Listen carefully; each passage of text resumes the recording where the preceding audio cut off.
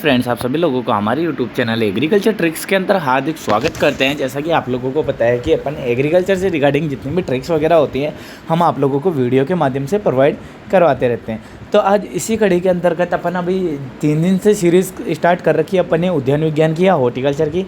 तो अपन ने first class के अंतर्गत पढ़ा था कि जो हॉर्टिकल्चर होता है वो कौन सी भाषा का शब्द है, या उद्यान विज्ञान के अंतर्गत अपन किस चीज़ की स्टडी करते हैं।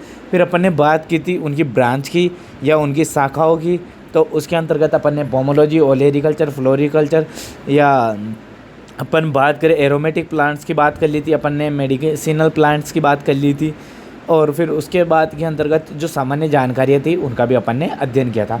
फिर अपन ने नेक्स्ट क्लास ली थी, उसके अंतर्गत कौन से वो कैरोटीनॉइड्स पाए जाते हैं उनके अपन ने बात की थी कि जो कड़वाहट होती है, अदर चीज़ें होती है, वो किसके कारण होती है। अपन ने सामान्य जानकारी जो उद्यान विज्ञान की होती थी उसकी अपन ने बात की थी। और अगर आज अपन बात करने वाले हैं अपन फलों के औषधीय महत्व की, कि जो आपके फल होते हैं उनके औषधीय महत्व क्या क्या है। जैसे कि कोई भी फल खा रहे हैं उसके अंदर विटामिन्स ज़रूर मिलेंगे, विटामिन्स, प्रोटीन्स वगैरह।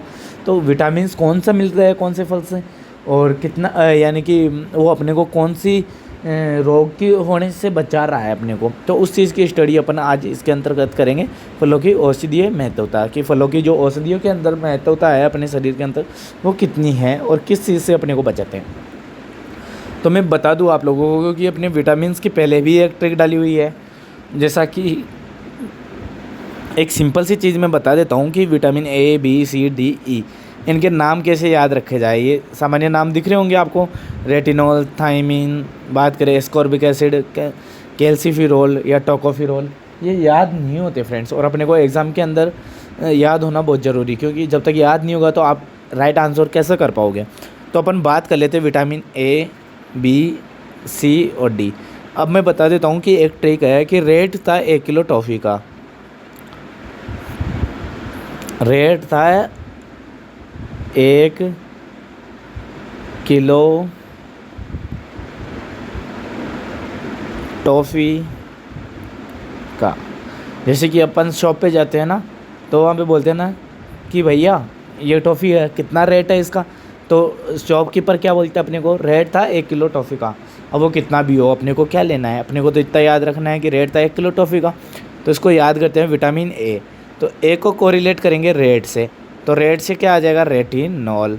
अगर बात करें बी तो था से, तो था से आ जाएगा आपका थायमीन। बात करें सी से, तो सी से एक आ रहा है, तो ए का मतलब एस्कॉर्बिक एसिड, ये यहाँ पर दिख रहा होगा। अगर बात करें विटामिन डी की तो किलो यानी कि कैल्सीफिरोल, ये भी आपको दिख रहा होगा। अगर अपन बात करें विटामिन ई तो ई की मतलब टॉफ़ी, टॉफ़ी का मतलब टोकोफिरोल। आई होप कि आपको ये आसानी से याद हो गया होगा। और ऐसी ही ट्रिक मैंने पहले भी बता रखी है। और जो कॉम्प्लेक्स है, जो बी कॉम्प्लेक्स है, जो कि कॉम्प्लेक्स के रूप में होता है, तो उसकी भी आपकी आसान सी ट्रिक बना रखी है। तो वो भी आप हमारे प्लेलिस्ट में या फिर वीडियोस के अंदर जाकर देख सकते हो कि विटामिन्स की याद करने की ट्रिक्स या ट्रिक्स फॉर विटामिन्स, तो आप देख सकते हो उसके अंतर्गत। चलो अपन अब रीडिंग लगा लेते हैं। ये तो होगी अपने ट्रिकों की बात। तो सिंपली अपन बात कर लेते हैं विटामिन ए। इसका सामान्य नाम होता है रेटिनॉल या कैरोटीन भी बोलते हैं। इसकी कमी के कारण जो रतौंधी रोग होता है, जो नाइट ब्लाइंडनेस होता है, वो इसका रोग हो जाता है विटामिन ए की कमी के कारण, जो कि नाइट के अंदर दिखना बंद हो जाता है। अब बात करें कि रतौंधी के अलावा और क्या होता है, जीरोफ्थोमिया, ये भी इसी का ही नाम है, जीरोफ्थोमिया भी, है ना। अब बात करते हैं कि इसका स्रोत कौन सा है। अपन विटामिन ए खाए तो खाए किससे, ये किससे मिलेगा अपने को। तो विटामिन ए जो अपने को मिलेगा वो आम से मिलेगा, और किससे मिलेगा, पपीता से। और अगर बात करें तो आम से कितना मिलता है, तो 4800 IU, और बात करें पपीता से तो 2020 IU। बोले तो इंटरनेशनल यूनिट, ये इसकी यूनिट होती है इंटरनेशनल यूनिट के नाम से, IU के नाम से। बात करते हैं B1, तो उसका नाम क्या होता है, उसका सामान्य नाम होगा भाई साहब आपका थायमीन। अगर बात करें उसकी कमी से कौन सा रोग हो रहा है फ्रेंड्स, तो उसके अंदर रोग होगा बेरी।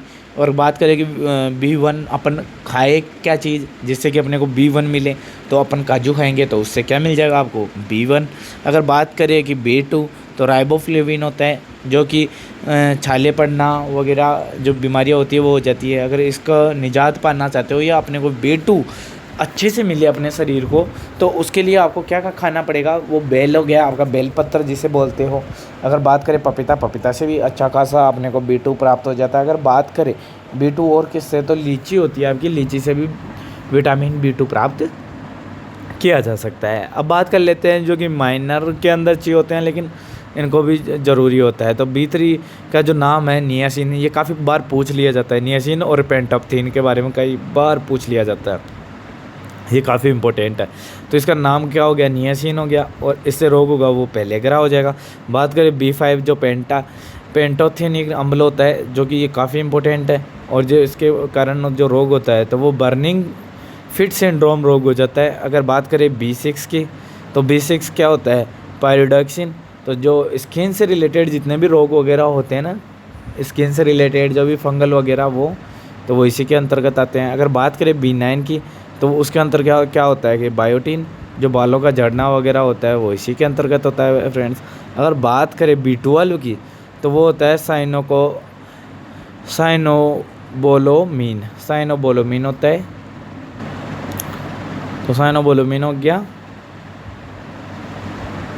तो साइनोकोल्बोमीन। तो ये इसकी कमी के कारण कौन सा रोग होता है भैया, एनीमिया रोग होता है, या खून की कमी हो जाती है। बात करें विटामिन C की, जो एस्कॉर्बिक एसिड के नाम से जाना जाता है, तो स्कर्वी रोग होता है वो इसकी कमी के कारण होता है।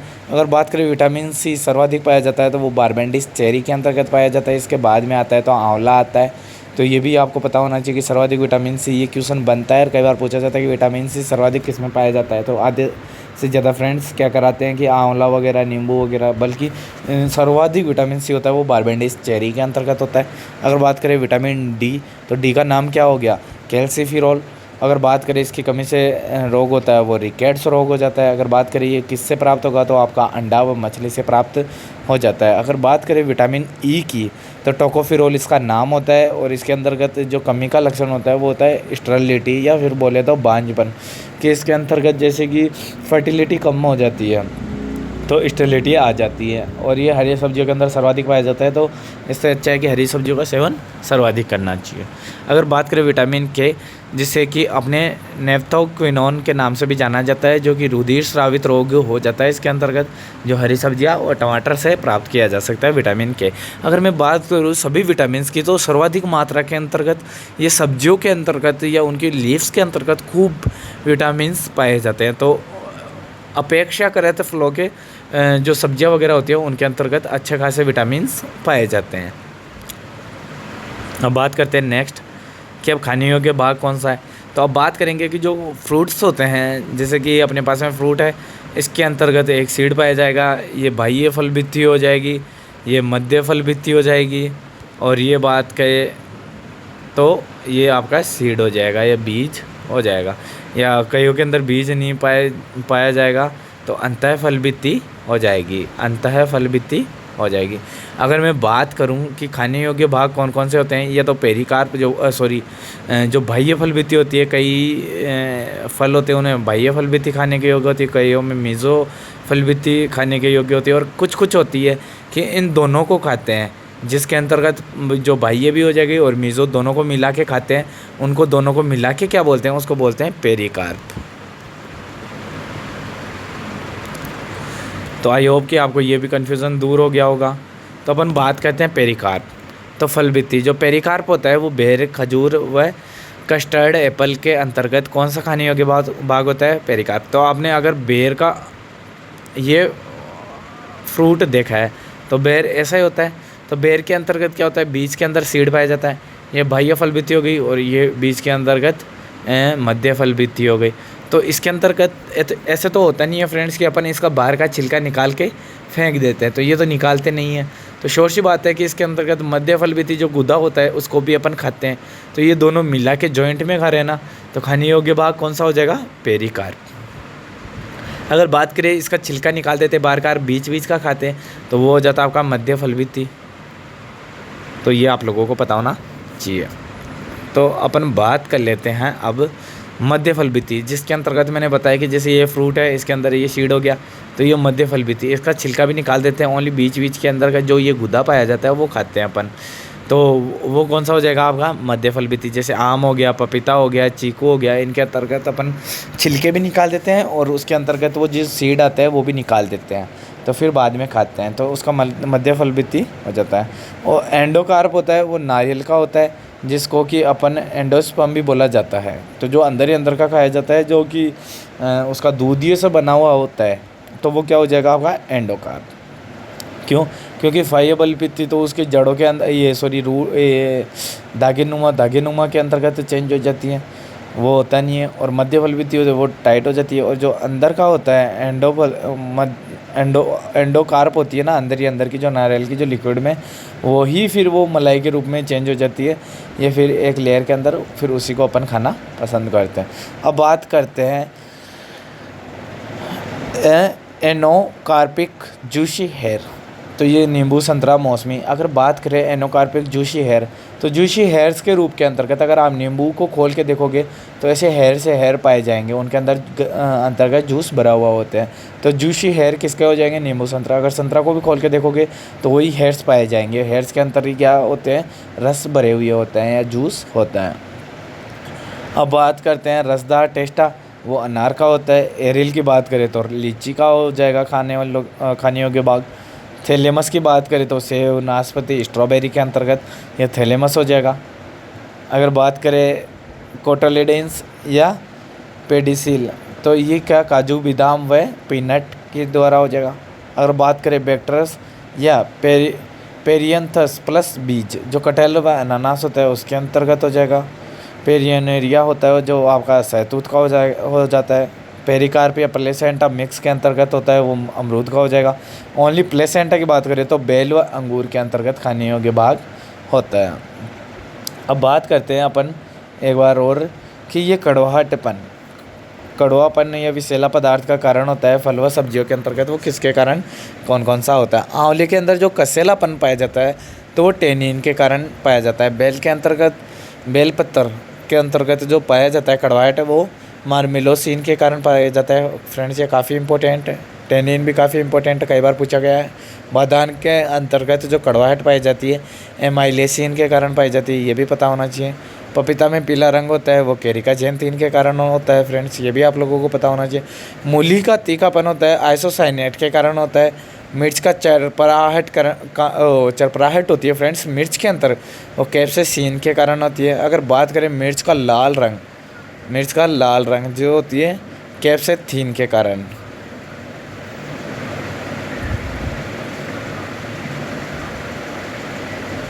तो अपन बात करें, इनमें भी कई बार कन्फ्यूज़न हो जाता है। मिर्च के अंदर कैप्साइसिन होगा, कैप्साइसिन, तो जिसमें सीन आ रहा है यानी कि सी से आ रहा है, तो अपन मिर्च लगती है तो सी क्या हो जाता है? सी कि भाई साहब मिर्च लग गई। तो उसी हिसाब से याद रखना, जो सी आएगा उसके अंतर्गत क्या आएगा? मिर्च की चरपराहट आ जाएगी। और कैप्साइसिन आ जाएगा, थिन होना, मतलब कि कलर का गहरा होना, थिन होना, तो वो आपका कलर से रिलेटेड हो जाएगा। तो कैप्साइसिन आपका हो ही गया।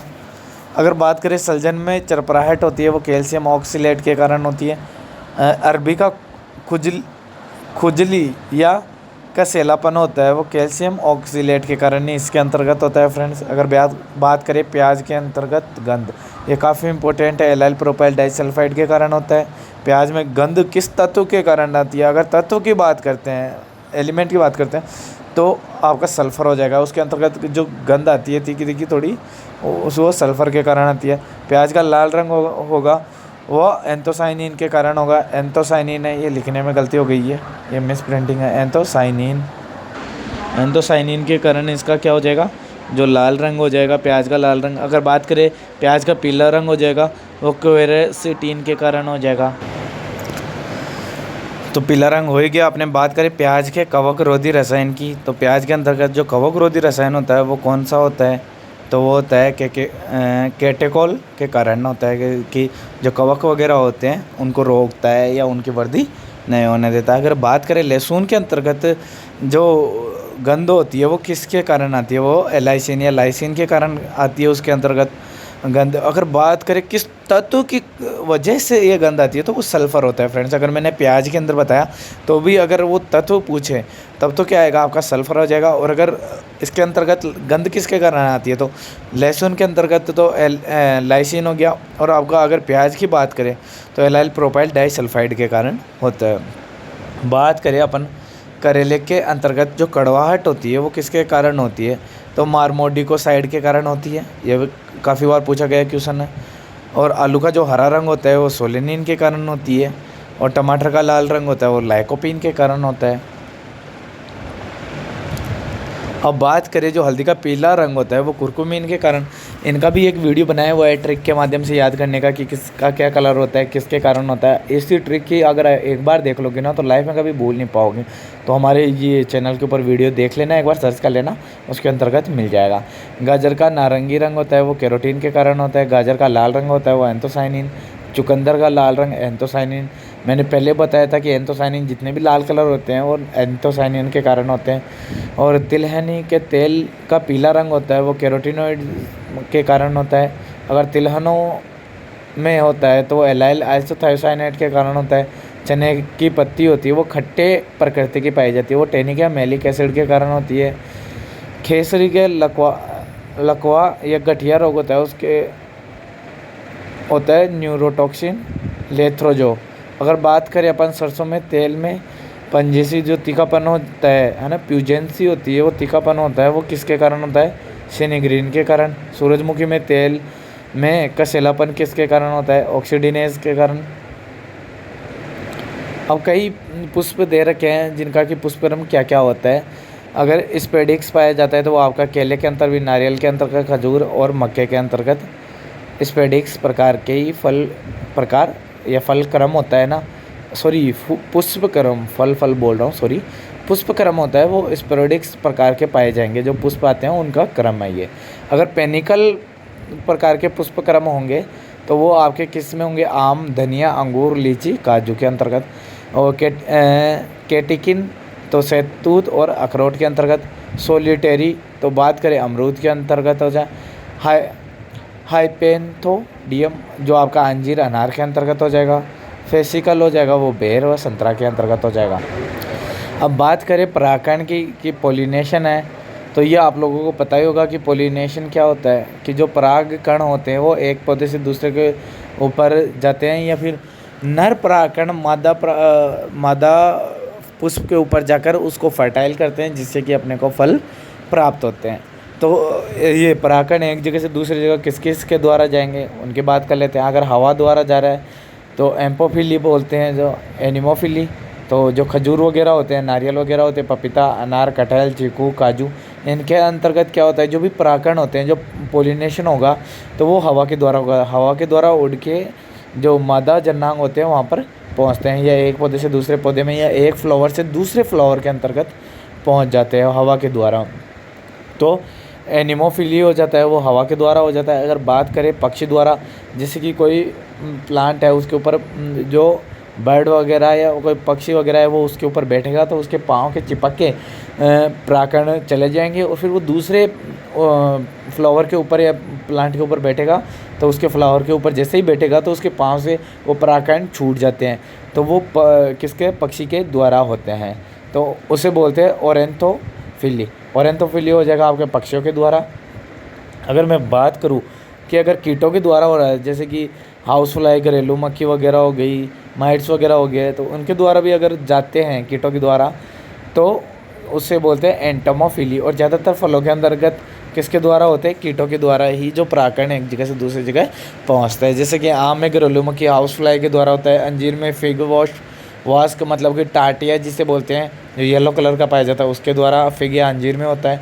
बात करें ऑयल पॉम में विविल, जो विविल वगैरह पाई जाती है उसके द्वारा ऑयल पॉम के अंतर्गत होता है। और प्रोटोगैनी पहले मादा बाग का परिपक्व होना, जैसे कि एक अपने